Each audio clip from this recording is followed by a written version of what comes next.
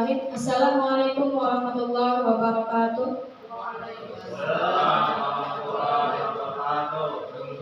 Selamat pagi, salam sejahtera untuk kita semua. Yang terhormat Ibu Kepala SDN Kebun Bunga 6 Banjarmasin, Ibu Khairul Nisa SPD.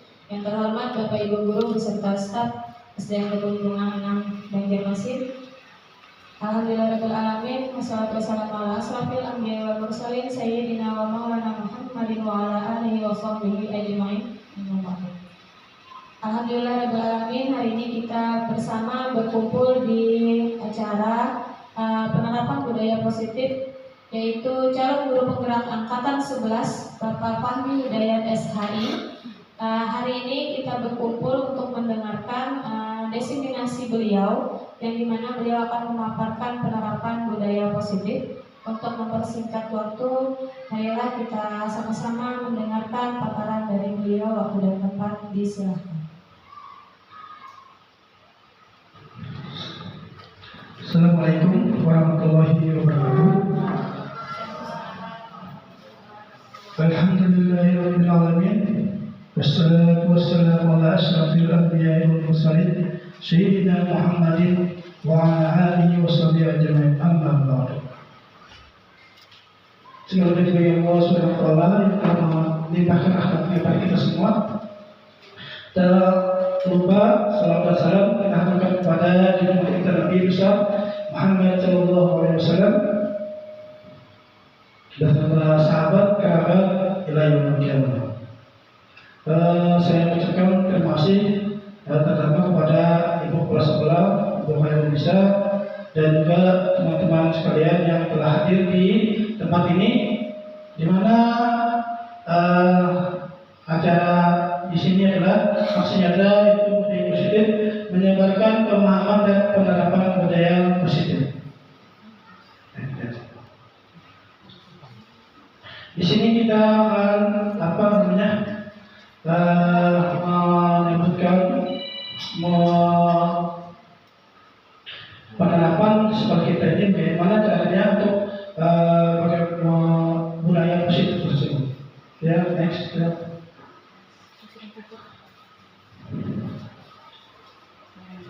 Ya, selamat datang para guru-guru hebat. Mari bersama berkolaborasi, saling mendukung demi mewujudkan disiplin positif di sekolah kita ini. Jadi kita mudah-mudahan dapat menerapkan disiplin positif kita ini. Ada konsep pertama modul yaitu budaya positif. Di sini ada perubahan paradigma belajar. Yang pertama, perubahan paradigma belajar. Yang kedua, disiplin positif. Yang ketiga, motivasi perilaku manusia. Yang keempat, kebutuhan dasar manusia. Yang kelima, posisi kontrol restitusi. Dan yang keenam, keyakinan kelas. Dan ketujuh, segitiga restitusi. Dan baiklah kita mulai dengan yang pertama, yaitu pembelajaran dengan paradigma baru. Pembelajaran dengan paradigma baru dirancang berdasarkan prinsip pembelajaran yang terdiferensiasi, sehingga setiap murid belajar sesuai dengan kebutuhan dan tahap perkembangannya untuk mewujudkan profil pelajar Pancasila. Yang mari kita ketahui ada 6 profil Pancasila, yaitu kebinekaan global, bergotong royong, kreatif, bernalar kritis, mandiri. Dan yang pertama tadi yaitu beriman, bertakwa dan pada Tuhan Yang Maha Esa dan berharap baik. Itulah tadi belajar Pancasila, yaitu pembelajaran dengan paradigma baru. Yang kedua, disiplin positif. Dalam budaya kita, kata disiplin dimaknai menjadi sesuatu yang dilakukan seseorang pada orang lain untuk mendapatkan kepatuhan. Kita cenderung menghubungkan kata disiplin dengan ketidaknyamanan. Sebagai pendidik, tujuan kita adalah menciptakan anak-anak yang memiliki disiplin diri, sehingga mereka bisa berperilaku dengan mengacu pada nilai-nilai kebajikan yang berasal dan memiliki motivasi intrinsik, bukan motivasi ekstrinsik.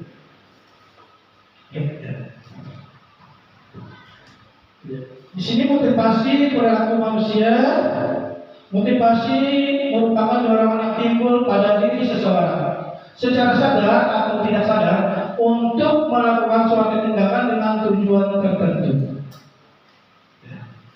Pertama, menghindari ketidaknyamanan atau hukuman. Murid melakukan disiplin diri karena dia takut dihukum. Ini termasuk motivasi ekstrinsik. Ya, biasanya dia takut karena gurunya galak atau sangar, dan misalnya bisa disebut motivasi ekstrinsik. Yang kedua, mendapatkan imbalan atau penghargaan dari orang lain. Murid melakukan disiplin diri karena ia mengharapkan imbalan, dan ini termasuk motivasi ekstrinsik juga. Misalnya dikasih hadiah, mendapatkan imbalan diberi uang, ya serta mendapatkan sepeda baru, katanya juga baju baru, disebut juga motivasi ekstrinsik. Dan yang ketiga, menjadi orang yang mereka inginkan dan menghargai diri sendiri dengan nilai-nilai yang mereka percayai. Ini termasuk motivasi ekstrinsik. Intrinsik maksudnya dalam diri, intrinsik. Ya.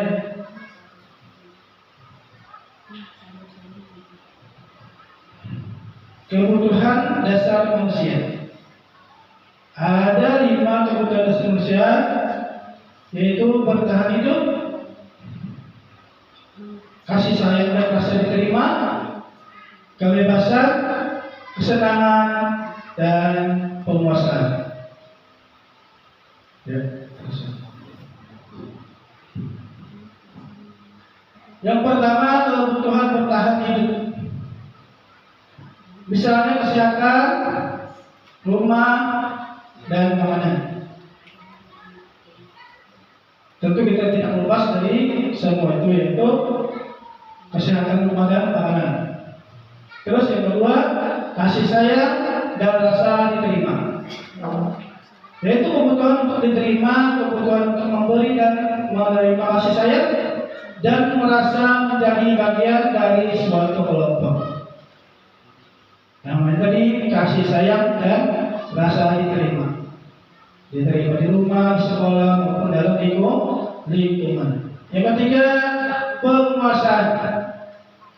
Penguasaan ini kebutuhan pengakuan atas kemampuan, berhubungan dengan kekuatan, menjadi terampil, diakui atas prestasi, dan memiliki harga diri.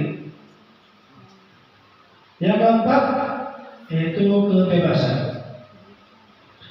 Kebutuhan akan pilihan, kebutuhan akan kemandirian, otonomi, memiliki pilihan, dan mampu mengendalikan arah hidup seseorang. Dan yang kelima, kesenangan. Kebutuhan untuk merasa senang, kebutuhan untuk mencari kesenangan, bermain, dan tertawa. Ya, semuanya kelima ini kita butuhkan termasuk hidup kita, ya, sampai dari kebutuhan bertahan hidup sampai kesenangan.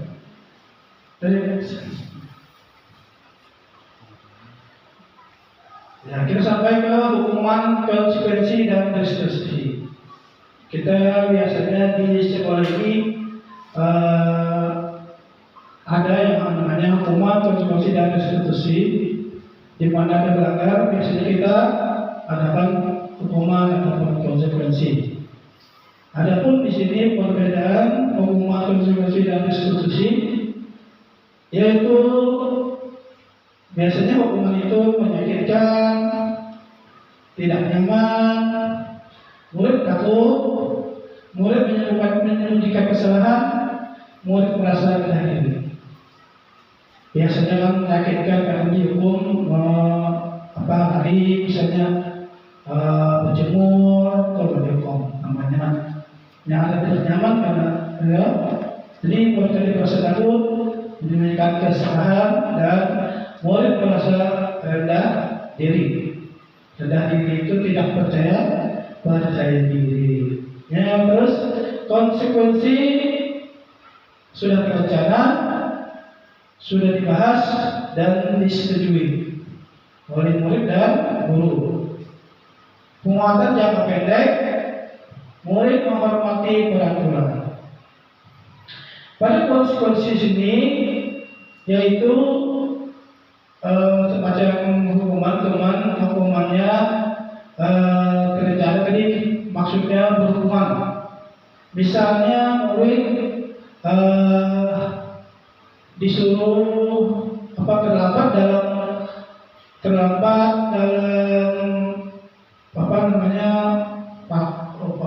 itu, misalnya olahraga terlambat. Nah, terus dihukum dengan lari 2 kelilingan lapangan.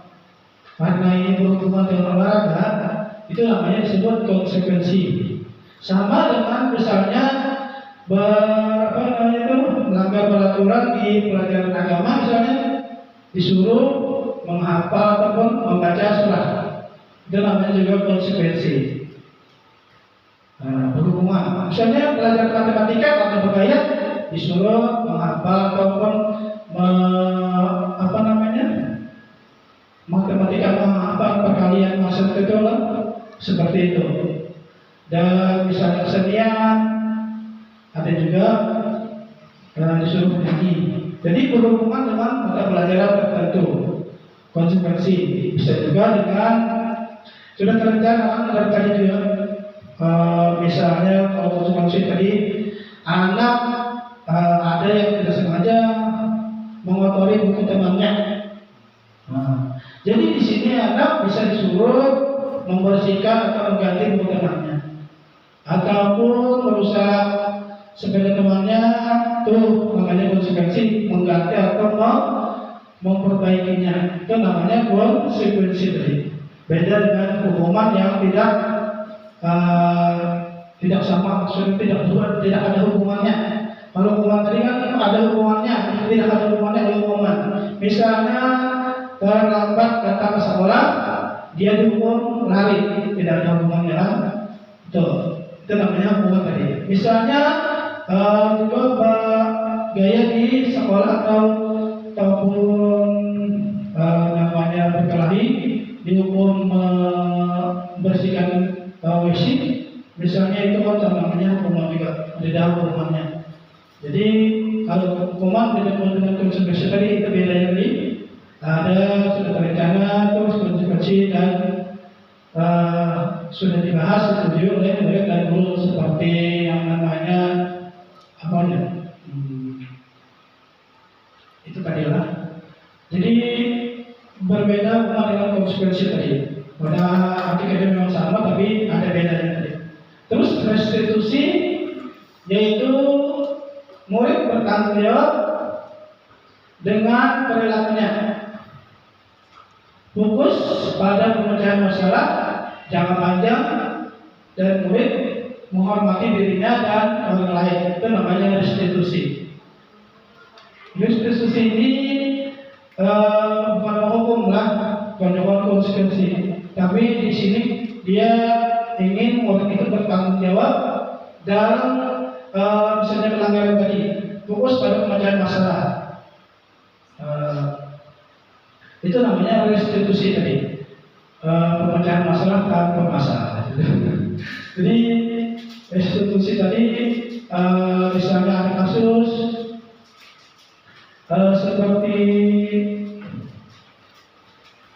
misalnya datang terlambat, bukan dihukum, cuma kita menanyakan terus apa yang ingin diperbaiki, terus dia dijaga untuk memperbaiki dan bertanggung jawab. Itu namanya restitusi. Ya, konsep disiplin pendekatan restitusi. Restitusi tadi yang seperti saya jelaskan adalah proses menciptakan kondisi kami untuk memperbaiki kesalahan mereka, sehingga mereka bisa kembali pada kelompok mereka dengan karakter yang lebih kuat menurut dosen lebih baik.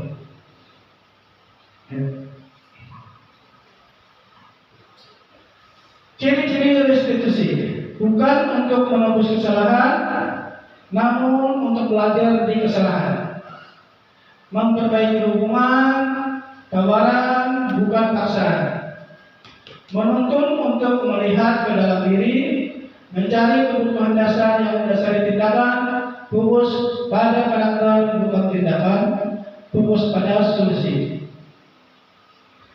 Jadi fokus pada solusinya, jadi fokus pada karakter bukan tindakan, jadi fokus pada solusinya. Bagaimana solusi yang terbaik, seperti itu. Ya, yang terakhir, seterusnya posisi kontrol restitusi. Pertama, penghukum. Di sini penghukum menggunakan hukuman fisik maupun verbal, memukul ataupun menggunakan bahasa, nada suara yang tinggi, bahasa tubuh seperti matanya melotot, dan jari menunjuk menghardik. Hasilnya kemungkinan murid marah dan mendendam atau bersifat agresif. Itu namanya penghukum. Pernahkah ada kita misalnya lagi kecil, lagi halus, dihukum oleh guru, dan kita apabila di kelas ditawak dilempar ke guru dengan tulis misalnya. Jadi murid ini merasa bukan dendam lah, ingat dia bahwa itu dihukum, saya dihukum dulu, bukan pelajarannya yang diingat, cuman hukumannya.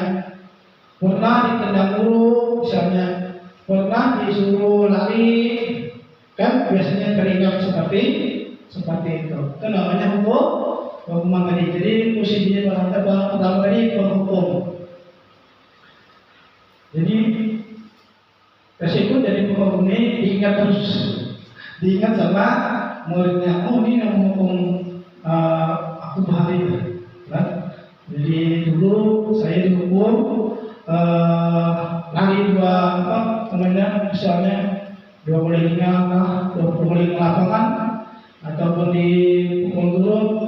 Nah itu marah kita biasanya termasuk dalam memori 10 tahun, 20 tahun, 30 tahun masih ingat sampai sekarang. Terus next. Yang kedua, membuat merasa bersalah. Membuat merasa bersalah, nada suaranya memelas, halus, sedih, dan bahasa tubuh merapat pada anak musuh. Kata-kata yang keluar dengan lembut akan seperti ibu sangat kecewa sekali dengan kamu. Misalnya ada juga, ini bagaimana kamu? Seperti itu. Jadi kata-kata yang keluar itu lembut, seperti membuat anak itu merasa bersalah. Hasilnya dia murid akan merasa bersalah telah mengecewakan ibu atau bapak gurunya, dan merasa menjadi orang yang gagal dan tidak sanggup membahagiakan orang lain. Mungkin beda kalau anaknya dapat aja seperti itu. Jadi kalau murid yang acuh kan, anak yang acuh biasanya seperti itu, aku tidak bisa ya. Muridnya merasa bersalah telah mengecewakan ibu atau bapak gurunya, dan merasa menjadi orang yang gagal, tidak sanggup membahagiakan orang lain. Terus ya, yang ketiga adalah kebanyakan biasanya menjadi teman. Menjadi teman biasanya nada suara ramah, akrab dan bercanda, bahasa tubuh merapat pada anak, mata dan senyum tidak akan. Guru pada posisi ini tidak akan menyakiti murid, namun akan tetap berupaya mengontrol murid melalui persuasi. Ayo bantulah bagi bapak ibu. Misalnya kita mengajak anak, itu biasanya kontrolnya sebagai teman.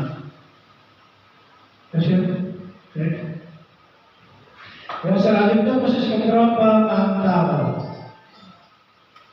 Posisi pemantau berdasarkan pada peraturan-peraturan dan konsekuensi. Pertanyaan yang diajukan seorang pemantau, peraturannya apa, dan hasilnya itu murid memahami konsekuensi yang harus dijalankan karena telah melanggar salah satu peraturan sekolah. Dan seterusnya, yang terakhir adalah manajer. Manajer, guru berbuat sesuatu bersama dengan murid, mempersilahkan murid bertanggung jawab, perilaku mendukung murid agar dapat menemukan solusi atas permasalahannya sendiri. Seorang guru sebaiknya tulus, tidak perlu marah. Di sini adalah manajer. Jadi sudah saya jelaskan, manajer itu berbuat sesuatu dengan murid, mempersilahkan murid bertanggung jawab, perilakunya mendukung murid agar dapat menemukan solusi atas permasalahan sendiri. Jadi kita maksud manajer ini kita tidak permasalahannya maksudnya tidak mencari solusi, namun anak tersebut bisa mencari solusinya sendiri dalam dari masalahnya. Next.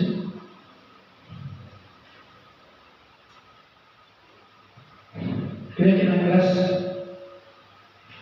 Mengapa keyakinan keras? Mengapa bukan orang-orang keras? Ya, terus ya. Keyakinan keras. Keyakinan kelas merupakan sesuatu yang dapat diterapkan di lingkungan kelas tersebut. Pembuatan keyakinan kelas melibatkan semua warga kelas melalui kegiatan curah pendapat. Keyakinan kelas ditinjau kembali dari waktu ke waktu.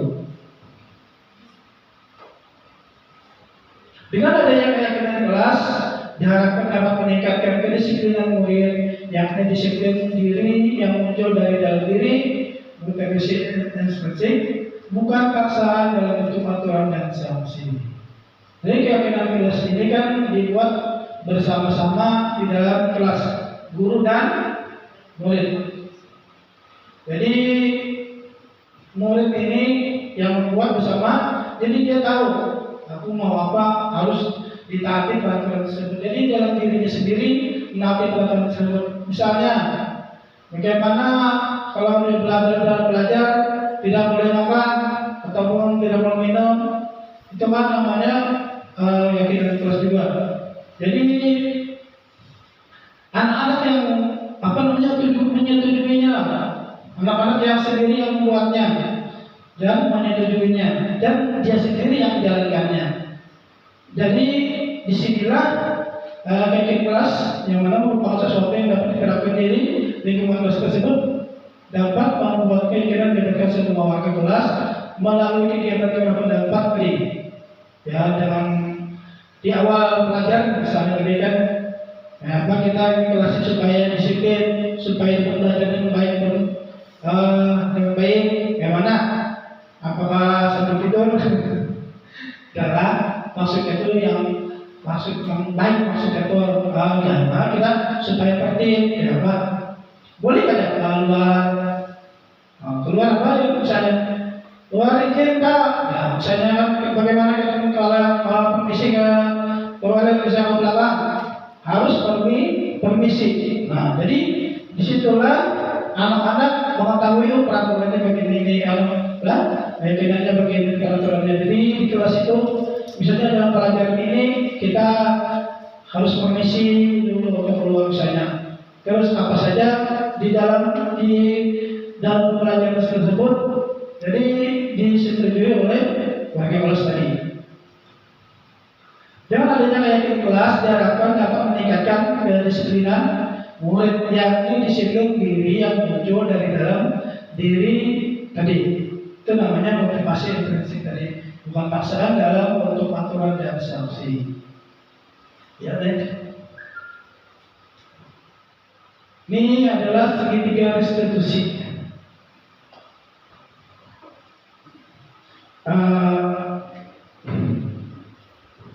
ketiga restitusi. Pertama, menstabilkan identitas. Setiap orang pasti pernah melakukan kesalahan. Kamu bukan satu-satunya yang pernah melakukan ini. Terus ada lagi validasi tindakan yang salah. Kamu tentu punya alasan mengapa melakukan itu. Adakah cara yang lebih efektif untuk kamu mendapatkan apa yang kamu butuhkan? Terus misalnya keyakinan kelas, menanyakan keyakinan kelas apa yang pernah kita sepakati. Itu namanya restitusi. Kamu ingin menjadi orang yang seperti apa? Biasanya anak terlambat. Biasanya kita menanyakan kenapa kamu terlambat. Jadi kalau kita menanyakan biasanya, kalau yang lebih baik lagi, apa yang kamu yang dapat membantu kamu supaya tidak terlambat. Jadi anak tersebut yang mengatakan bagaimana dia tidak terlambat tadi. Kita membutuhkan solusi, kan? Jadi kita bertanya misalnya, kayak apa kalau kita terlambat? Nah, atau kalau bagaimana misalnya ada anak, akhirnya ulun ada lagi belum malam. Nah, misalnya ada apa namanya harus cepat-cepat. Itu kan itu namanya segitiga restitusi. Ada kasus misalnya kan terlambat tadi, kita menstabilkan identitas, baru validasi tindakan dan menanyakan keyakinan tadi. Itu namanya segitiga restitusi. Next. Ya. Sisi satu, menstabilkan identitas dengan cara mengatakan kalimat-kalimat ini. Biasanya berbuat salah itu tidak apa-apa. Artinya kan menenangkan dirinya, ada tidak berbohong saja, seperti berbuat salah itu tidak apa-apa. Tidak ada manusia yang sempurna. Bapak Ibu tidak tertarik mencari siapa yang salah. Tadi Bapak ingin mencari solusi dari masalah ini. Contohnya kan misalnya kan saya tadi terlambat tadi kan, bukan kenapa terlambatnya, jadi mencari solusinya. Bagaimana cara kamu tidak terlambat? Terus misalnya berkelahi, bukan menanyakan apa salahnya. Nah, bagaimana kalau caranya? Bagaimana kalau apa supaya tidak berkelahi lagi? Itu solusi. Terus saya sisi dua, validasi tindakan yang salah. Setiap tindakan kita dilakukan untuk sesuatu tujuan, yaitu memenuhi kebutuhan dasar. Yaitu kamu pasti punya alasan mengapa melakukan hal itu. Yang ketiga, menanyakan keyakinan. Ya, kalimatnya biasanya kamu mau jadi orang yang seperti apa? Itu menanyakan kan? Jadi, terus misalnya apa yang keyakinan apa yang boleh kita buat jelasnya? Menanyakan keyakinan. Ya itu tadi pemaparan saya tentang penerapan budaya positif. Terima kasih. Bahkan saya beri kepada moderator.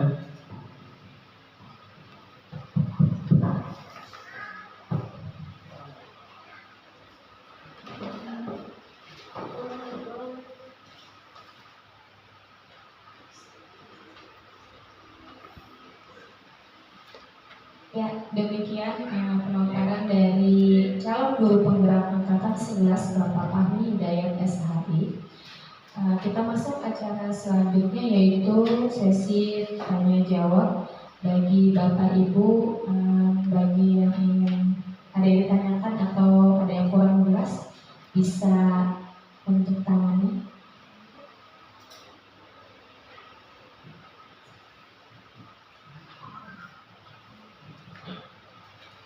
Ya, Ibu Nisa disilahkan.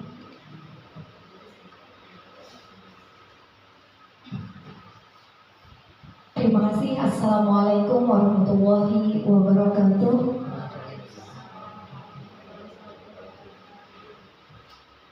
kasih kepada Bapak Fahmi Hidayat sebagai calon guru penggerak angkatan 11 atas pemaparannya terkait dengan penerapan disiplin positif. Materi ini sangat menarik, terutama untuk kita yang sudah berada pada implementasi kurikulum merdeka, sehingga bagi kami guru-guru, materi ini sangat bermanfaat bagaimana membuat sebuah pembelajaran dan penanaman budaya di sekolah untuk bisa menerapkan budaya positif. Ya, baik yang mau saya tanyakan di sini, tadi sudah dipaparkan secara panjang lebar terkait dengan budaya positif, terutama untuk kita di sekolah. Nah, yang saya ingin tanyakan, ini dalam proses pembelajaran. Kalau yang tadi bagaimana kita untuk mengaktifkan dalam sebuah pembelajaran dengan membuat keyakinan kelas, bagaimana dalam proses pembelajaran yang berdiferensiasi untuk bisa anak-anak itu di dalam pembelajaran tadi tertanam budaya positif. Kadang-kadang ini hanya sebuah peraturan ya, ketika kita masuk, ketika kita berbuat salah, itu budaya positif yang ditanamkan. Nah, bagaimana dalam proses pembelajarannya tadi? Karena yang lagi rame untuk kurikulum merdeka itu adalah pembelajaran berdiferensiasi. Nah, bagaimana penerapannya, bagaimana di dalam pembelajaran tadi tertanam budaya positif dan semua materi tujuan dari pembelajaran kita tercapai melalui proses pembelajarannya dan budaya positif tidak terkikis. Artinya di sana tertanam dan anak-anak menumbuhkan karakter dari proses pembelajaran tersebut. Terima kasih, itu saja Pak. Assalamualaikum warahmatullahi wabarakatuh.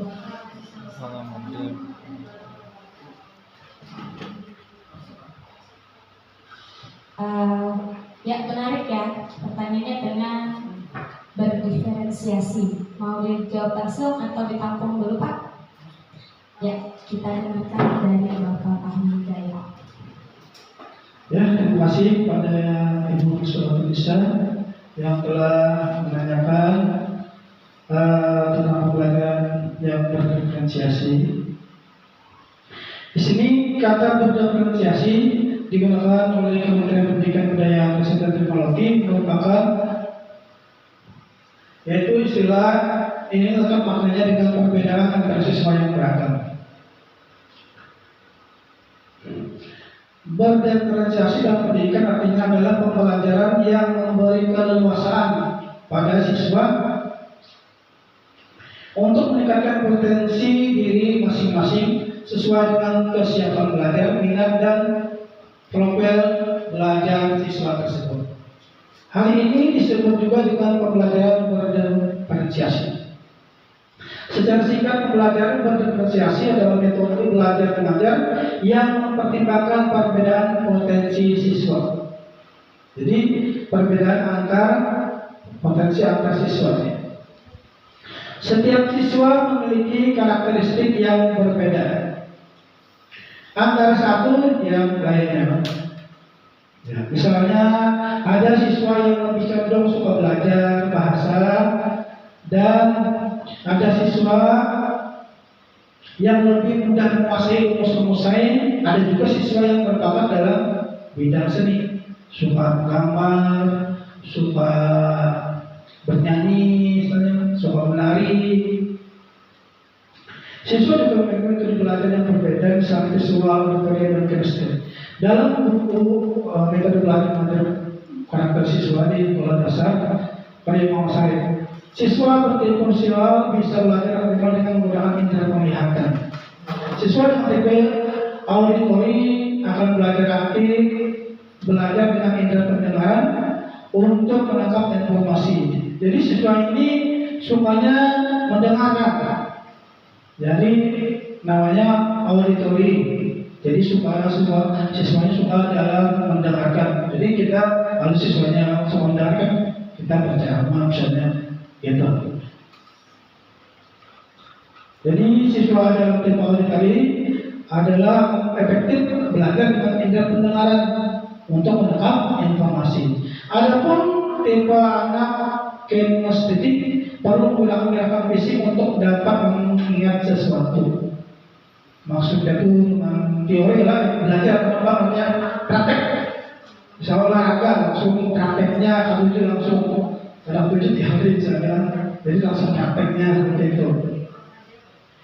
Pembelajaran berdiferensiasi dalam kurikulum merdeka mempertimbangkan perbedaan-perbedaan ini melalui pembelajaran berdiferensiasi. Guru menerapkan teknik instruksional di mana guru menggunakan berbagai metode pengajaran untuk memenuhi kebutuhan individu setiap siswa sesuai dengan kebutuhan mereka.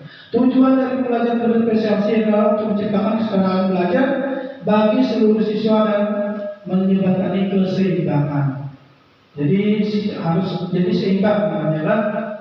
Jadi kan ada yang suka apa namanya, kita harus mengetahui guru tadi mau tahu ini supaya praktik langsung praktik ya, ini supaya mendengarkan kan. Jadi anak-anak itu berbeda seperti itu tadi. Itu saja jawaban dari saya. Assalamualaikum warahmatullahi wabarakatuh.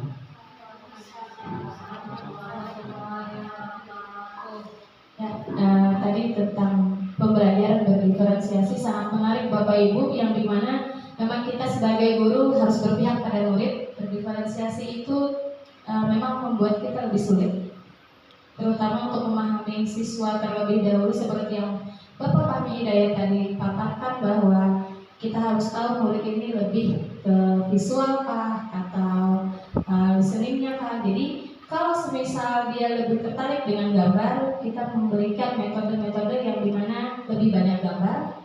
Kalau dia lebih senang dengan mendengarkan, kita selipkan nyanyian-nyanyian yang bisa membuat mereka mengingat materi. Mungkin seperti itu Bapak Fahmi ya. Mungkin ada lagi yang ingin ditanyakan dari kawan-kawan Bapak Ibu.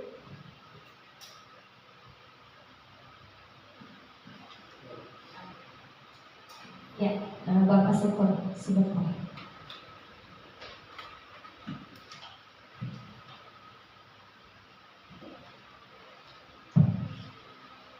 Assalamualaikum warahmatullahi wabarakatuh. Di sini saya hanya menambahkan yang disampaikan oleh Bapak Fahmi tadi tentang apa yang disampaikan, ditanyakan oleh Ibu Nisa tentang penerapan diferensiasi tadi.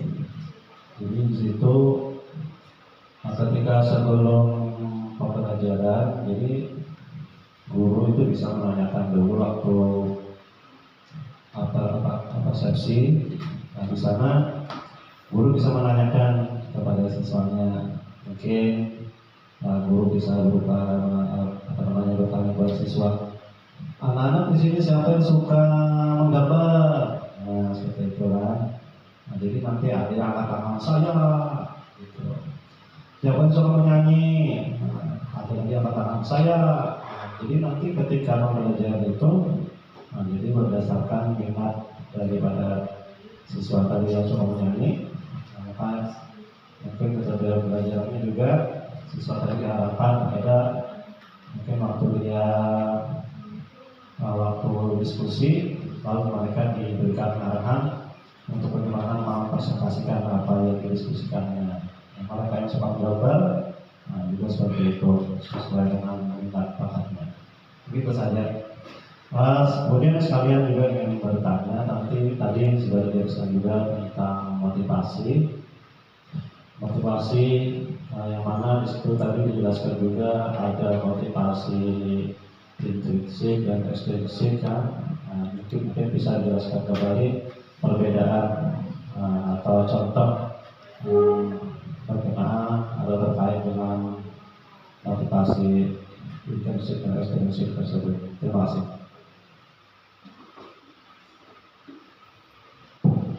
Terima kasih kepada Bapak Syukur atas tambahannya, ya, dimana kita memang untuk asesmen awal, terutama di tahun ajaran baru ya Bapak Ibu kawan-kawan, memang itu sangat membantu kita dalam mengetahui karakteristik anak.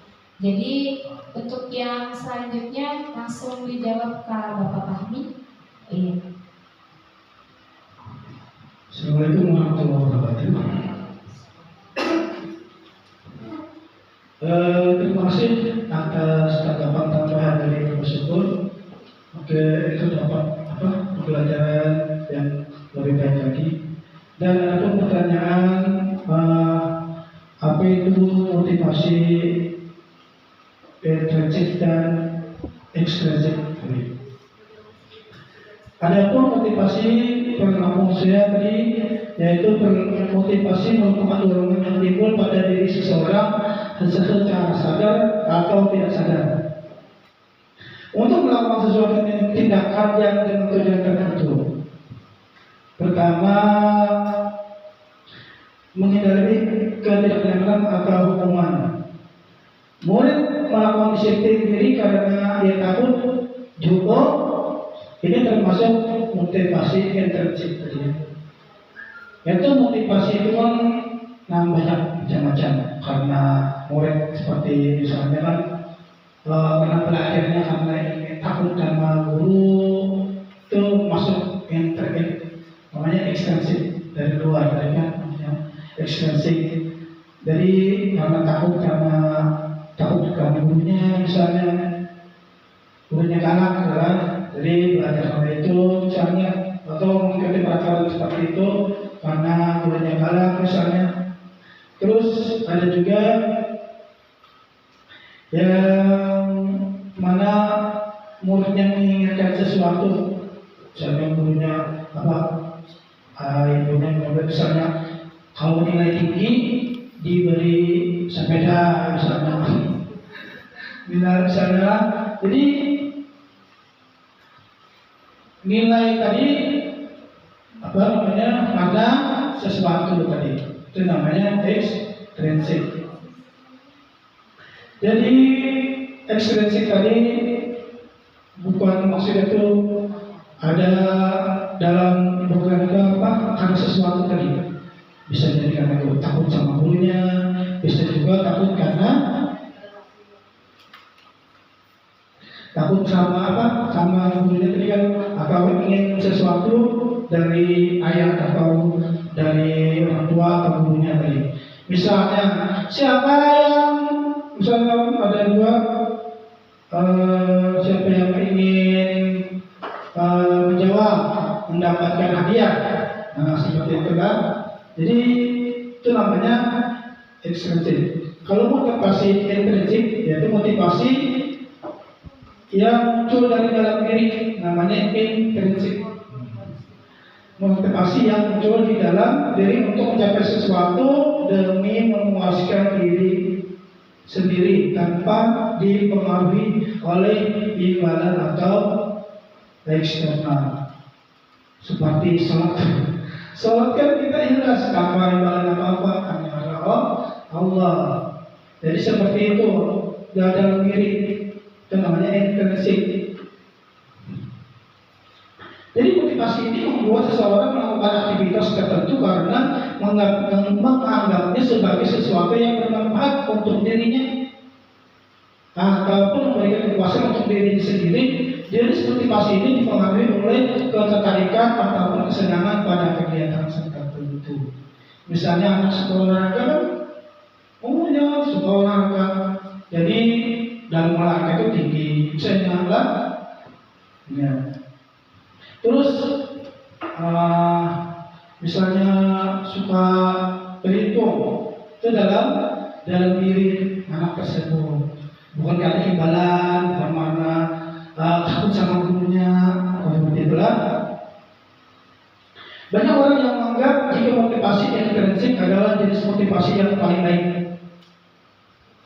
Padahal motivasi intrinsik dan intrinsik sama-sama baik dan penting. Keduanya bisa digunakan dalam situasi dan kegiatan yang berbeda, serta memberikan efek yang juga berbeda pada perilaku manusia. Sebagai contoh, dalam dunia kerja, produktivitas bisa digunakan dengan motivasi ekstrinsik. Misalnya ada bonus, ada guru berprestasi bonus, Ada yang seperti itulah. Nah, ada bonus dan ada yang seperti itu. Itu motivasi seperti juga lah. Diberikan reward, nah seperti itu. Ya.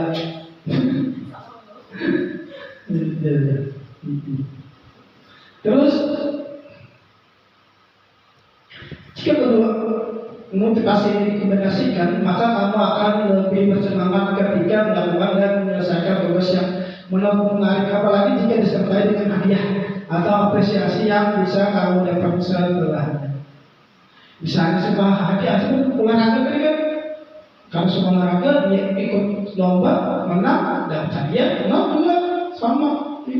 Kalau lombanya kalau sukanya juga sama, itu digabungkan jadi satu tadi gabungan. Misalnya suka futsal,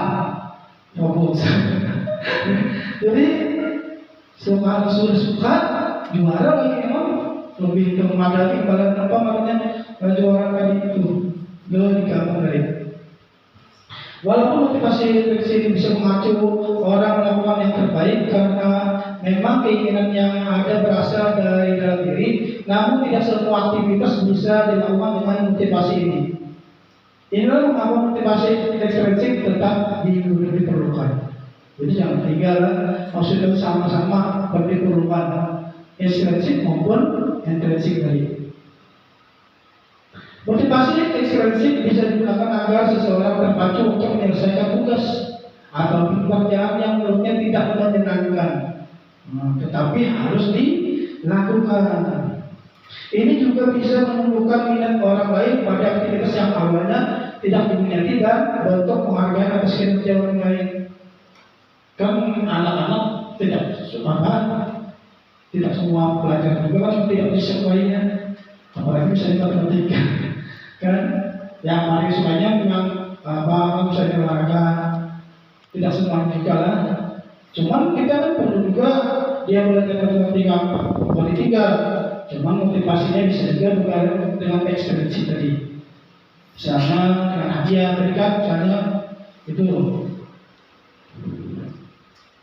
Meski begitu kan motivasi ekstrinsik tadi, yang motivasi ekstrinsik yang berlebihan diketahui bisa mengurangi motivasi intrinsik.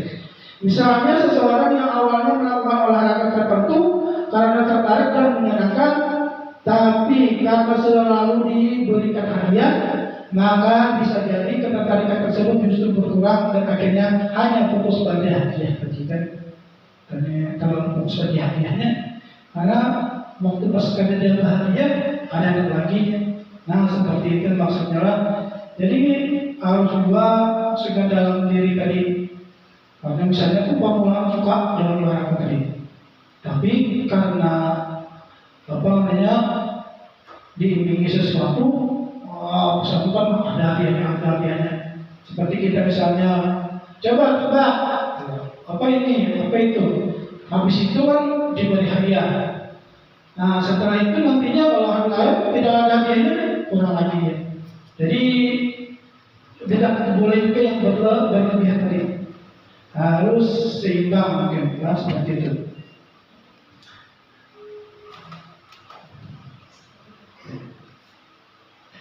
Itulah mungkin tadilah perbedaan ekstrinsik dan intrinsik tadi. Jadi motivasi ekstrinsik yang berlebihan seringkali membuat kegiatan itu juga untuk bermain berubah menjadi kerja. Ya, ini jadi jangan berlebihan juga, maksudnya itu bisa lebih. Jadi yang paling baik harus dalam diri itu, dalam diri kayak orang salat kan, ikhlas, seperti itu. Mungkin itulah tadi tanggapan dari saya. Mungkin ada pertanyaan lagi. Tambahan lebih bisa. Ya, terima kasih Bapak Fahmi Hidayat. Ada tambahan Pak? Silakan. Ya, terima kasih pemaparannya tentang perkenaan motivasi tadi, tentang motivasi intrinsik dan ekstrinsik. Jadi dalam penerapan budaya positif itu, dulu saya waktu masih kuliah membuat skripsi. Kebetulan judulnya membangkitkan motivasi belajar siswa di Madrasah Ibtidaiyah Negeri Kurau Utara. Itu di sana membahas tentang upaya guru dalam membangkitkan motivasi belajar siswa. Jadi mungkin dalam penerapan budaya positif ini, apakah motivasi ekstrinsik ini tetap diperlukan atau motivasi intrinsik saja yang diperlukan? Karena upaya ini kan membangkitkan motivasi lah, dalam hal belajar tentunya. Mungkin bisa ditegaskan lagi.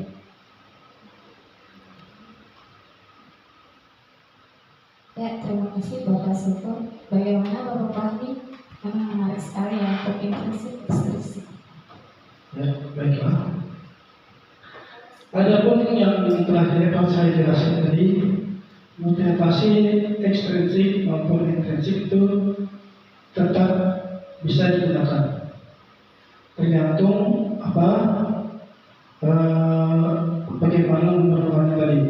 Tapi yang paling penting kan dalam diri tadi intrinsik dulu, dan kalau diperlukan bisa ekstrinsik tadi.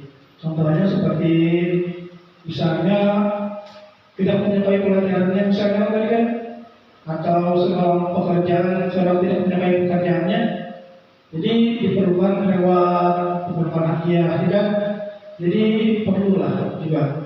Tidak bisa kita meninggalkan motivasi ekstrinsik tadi juga, karena itu berhubungan juga. Karena manusia ini kan makhluk yang tak sempurna juga. Maksudnya itu kan tidak bisa harus menyukai itu menyukai ini. Jadi harus ada namanya tuh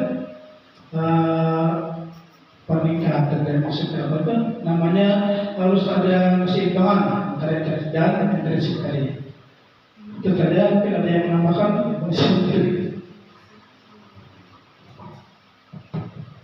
Ya, seperti yang dipaparkan Bapak Fahmi, intrinsik dan ekstrinsik memang harus kita adakan dari murid, karena memang keseimbangan itu tidak luput dari motivasi kita sebagai guru, bagaimana menumbuhkan motivasi untuk siswa.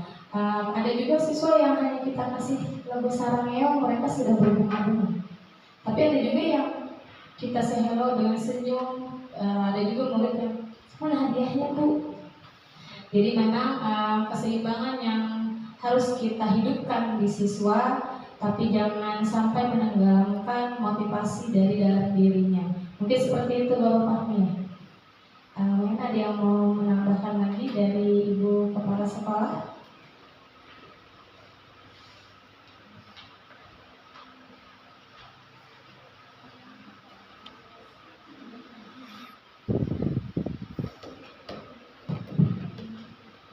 Baik, terima kasih atas kesempatan yang diberikan. Assalamualaikum warahmatullahi wabarakatuh.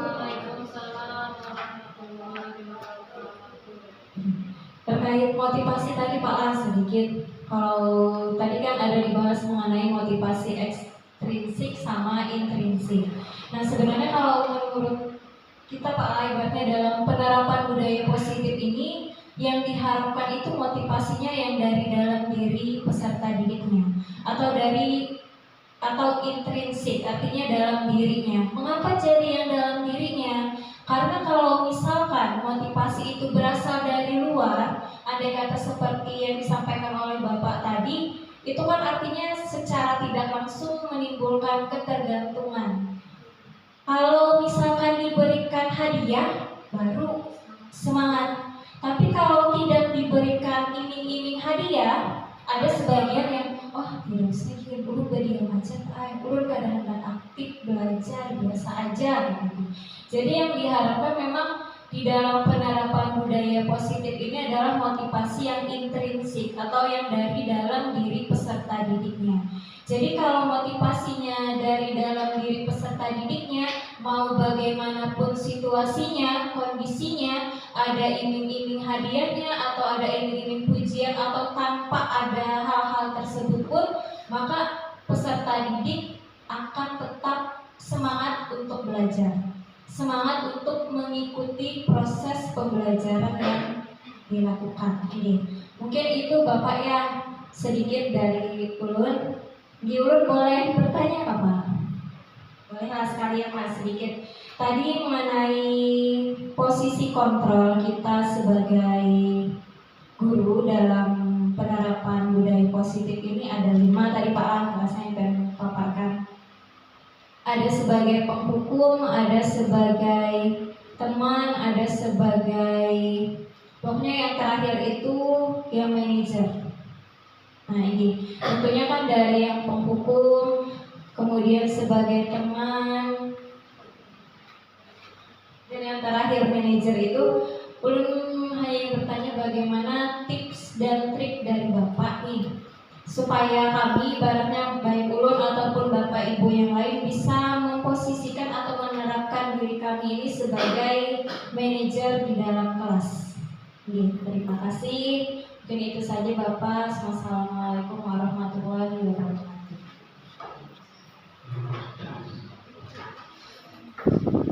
Ya, itu tadi sedikit tambahan dari Ibu Kepala Sekolah. Dan satu pertanyaan, bagaimana kita sebagai guru menjadi manajer yang baik di dalam kelas? Kepada Bapak kami disilakan untuk menjawab. Ya, baiklah, saya akan menanggapi bagaimana kita menjadi seorang guru yang manajer, bukan penghukum. Penghukum itu kan biasanya kita berpikirnya negatif sudah, itu namanya penghukum. Kalau manajer di sini kita selalu berpikir positif dan mencari solusi itu. Jadi pikirkan kita adalah supaya anak tersebut tidak melakukan pelanggaran lagi. Jadi bukan untuk menghukum, tapi untuk menyelesaikan masalah. Misalnya anak tersebut kan misalnya selalu datang terlambat atau misalnya selalu mengganggu temannya. Jadi kalau selalu mengganggu temannya kan kita bukan sebagai penghukum, misalnya bukan sebagai penghukum, jadi kita bukan menghukumnya. Jadi membimbing murid tersebut bagaimana solusi supaya anak tersebut tidak melakukan kesalahan tersebut. Sebagai manajer seperti itu, kita kan manajer di sini. Maksudnya itu mengarahkan anak tadi supaya dia bisa menemukan solusi agar dirinya tidak melakukan pelanggaran lagi. Seperti misalnya tadi kan tidak melakukan kesalahannya. Misalnya bagaimana kamu supaya tidak mengganggu teman lagi? Bagaimana? Lupa, ulun hendak di belakang aja dulu. Berarti itu kan ada solusi, maksudnya bukan hukum. Jadi seperti misalnya kan seperti tadi yang saya datang terlambat. Bagaimana misalnya kan buat menanyakan kenapa kamu terlambat? Jadi kan seperti ini, kenapa supaya kamu tidak terlambat itu ya. Nah seperti itu kan mencarikan solusi anak tersebut, mencarikan solusi supaya permasalahannya menyelesaikan permasalahan anak tersebut. Itulah disebut manajer tadi. Terima kasih. Assalamualaikum warahmatullahi wabarakatuh.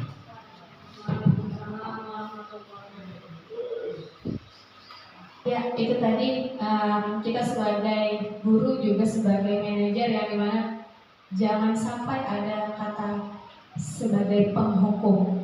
Karena memang zaman dulu, zaman pendidikan Belanda, kata anak-anak seperti di Belanda dihukum. Kalau sekarang lebih kita sebagai manajer bagaimana mencarikan solusi untuk anak, tapi solusi itu dari anak sendiri datangnya. Bisa dilakukan seperti yang Bapak katakan tadi, segitiga restitusi misalkan. Nah itu tadilah sangat banyak ilmu yang kita dapat hari ini di diseminasi Bapak Fahmi Hidayat, calon guru penggerak angkatan 11. Semoga kehadiran kita membersamai Bapak Fahmi dalam diseminasi ini menumbuhkan penerapan budaya positif yang benar-benar bisa kita terapkan di SDN Kebun Banjarmasin. Ada yang mau menambahkan lagi Bapak Ibu? Cukup Bapak Fahmi? Baik, Demikianlah acara kita pada hari ini, yaitu yang dimana penerapan budaya positif di SDN Kebun Bunga 6 diharapkan dapat kita jalankan dari kelas 1, 2, 3, 4, 5, dan 6. Tidak hanya di dalam kelas, tetapi juga bisa kita terapkan di lapangan, di semua bidang studi, tidak hanya pada materi pokok yang ada pada guru kelas, tapi juga agama dan olahraga sesuai dengan minat bakat siswa, yang dimana kita sebagai guru diharapkan menghamba kepada murid dengan memperhatikan kebutuhan siswa sesuai dengan kebutuhannya masing-masing. Demikian acara diseminasi hari ini. Saya sebagai moderator Agustina Navitasari memohon maaf lahir batin apabila ada salah kata, salah hilaf, salah perbuatan. Saya akhiri, wabillahi taufiq wal hidayah. Wassalamualaikum